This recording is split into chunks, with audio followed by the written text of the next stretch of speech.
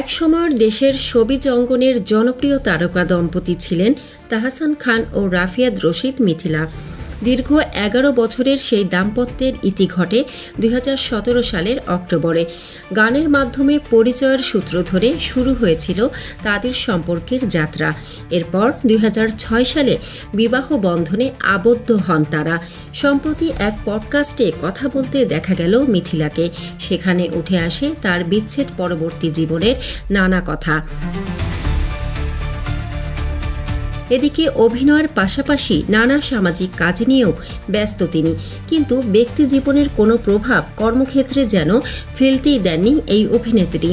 তাহসানের সঙ্গে বিচ্ছেদের পর কঠিন সময়ের মাঝে কেটেছে মিথিলার। সেই পডকাস্টে মিথিলা বলেন, যে কোনো বিচ্ছেদ সহজ নয়, খুবই কঠিন। তখন আমি খুব ইয়াং এবং ইয়াং মাদার, সঙ্গে ১ বছরের বাচ্চা।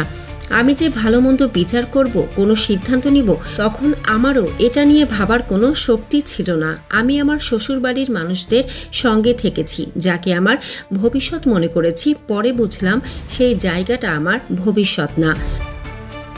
সিঙ্গেল মাদার হিসেবে এই পথ চলায় কঠিন ছিল মিথিলার কাছে। তা নিয়ে এই অভিনেত্রী বলেন, মাতৃত্ব সহজ কিছু নয়, আর তার সঙ্গে ফুল টাইম চাকরি সামলানো। আমি ব্লেসড যে যেখানে কাজ করেছি সেখানে ডে কেয়ার রয়েছে।